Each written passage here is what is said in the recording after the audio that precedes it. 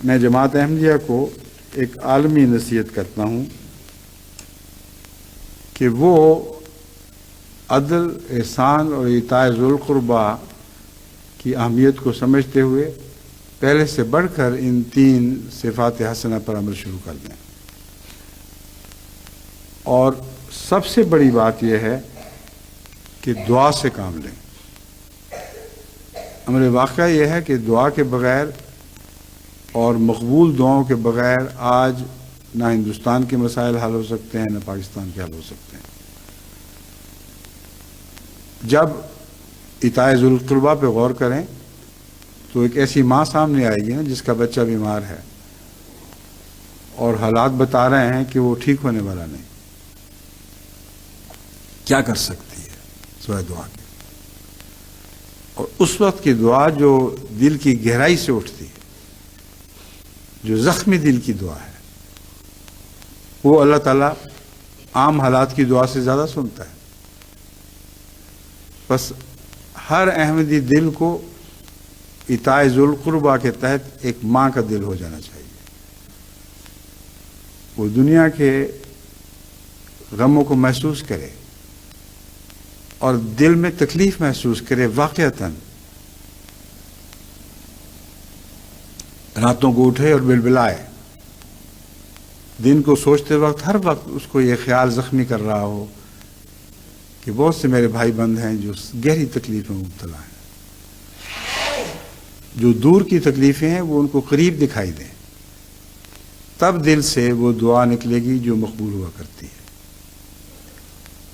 دور کی تکلیف تو آپ اخباروں میں پڑھ لیتے ہیں، لاکھوں بھوک سے مر گئے، لیکن اگر کسی ایک کو بھوک سے مرتا ہوا دیکھیں اور خود دیکھیں قریب سے، پھر پتہ چلے گا کہ بھوک سے مرنا کیا ہوتا ہے۔ اگر اپنے کسی بچے کو بھوک سے مرتا ہوا دیکھیں پھر پتہ چلے گا۔ خبروں کی بات نہ کریں، سب کو علم ہے کہ لاکھوں کروڑوں بھوکوں سے مر رہے ہیں، لیکن ایتاء ذی القربیٰ کا مطلب ہے ان لوگوں کو اس نظر سے دیکھیں جیسے آپ کا بچہ بھوک سے مر رہا ہو، آنکھوں کے سامنے بھوک سے مر رہا ہو۔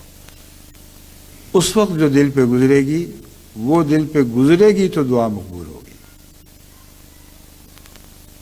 ماؤں کی دعا تو اس لیے بھی بعض دفعہ مقبول نہیں ہو سکتی کہ ان کی ساری زندگی ان کی خدا سے دور کٹی ہو، صرف بچہ بچانے کے لیے رو رہی ہوں۔ لیکن جو بچہ آپ کا نہیں ہے اور اللہ کی خاطر اس سے بچوں والی ہمدردی ہے، یہ ناممکن ہے کہ یہ دعا قبول نہ ہو۔ ایسی ہی دعائیں تھیں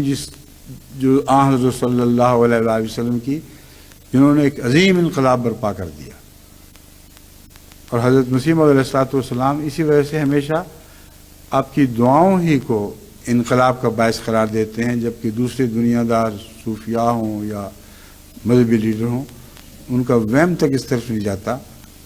کہ حضرت رسول اللہ صلی اللہ علیہ وسلم کی دعاؤں نے انقلاب برپا کیا تھا، اور وہ یہ دعائیں تھیں جس کا میں ذکر کر رہا ہوں۔ اپنے دلوں کو ٹٹولیں، خبریں پڑھتے ہیں ایکسائٹ ہونے کے لیے، تو یہ آپ